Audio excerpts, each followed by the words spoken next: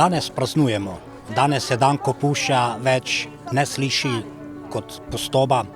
Danes je dan, ko pušča ne sliši na neko puščavo, na neko zapuščenost, ampak danes je dan, ko se pušča sliši na neko organizirano, sodobno romsko naselje za svojo sodobno krajevno skupnostjo. Vsi krajani smo za 110. obletnico res nekaj naredili, saj je kompletna slika naše pušče res lepa. Jaz lahko rečem, da iz polnomadskega življenja smo na nek način v zelo kratkem času dosegli, bi rekel, vzorec nekega naselja in znotraj dokaj hitro organizirali skupnost, ki je danes zelo odgovorna. Kar se pa tiče vsega našega naselja, so naši Romi v naselju zelo ponosni, da se je pušča razvila v eno malo skupino lepih naselj, kot je predmestje Murske Sobote, na kar je tudi ponosna naša mestna občina Murska Sobota.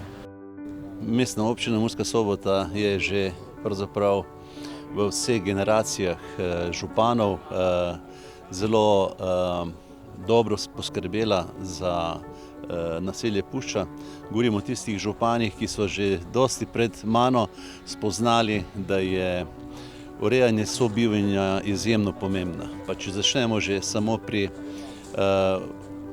ustanovitvi vrtca na Pušči, ki je na nek način začetek vsega.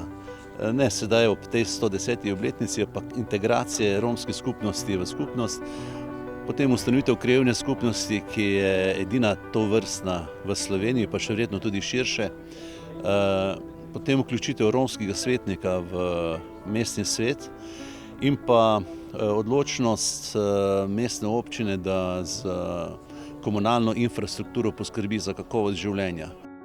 2 tedna nazaj smo podpisali pismo o nameri za 15 institucijami, ki se bodisi posredno ali neposredno ukvarjajo z romsko tematiko. Bodo redno prihajali mesečno enkrat na to informacijsko točko in se z krajanimi neposredno srečevali in skupaj reševali tekoče zadeve. Krajevna skupnost Pušča je postala povsem enakopravna krajevna skupnost vsem ostalim. In na to smo v mestni občini zelo ponosni.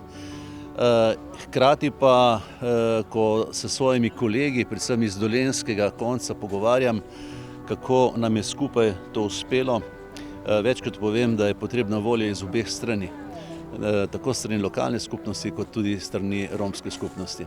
Hkrati pa tudi povedal, da imamo velike načrte za naprej pri razvoju krajevne skupnosti. Mi smo sprejeli podroben prostorski načrt za širitev tega naselja. Imamo pa tudi veliko skupnih načrtov, da postane Pušča tudi točka, ki bo vse pogosteje obiskana strani tistih, ki obiščejo našo občino in ki se lahko pogledajo, da smo pogostokrat, kar se tiče romske skupnosti, preveč polni stereotipov.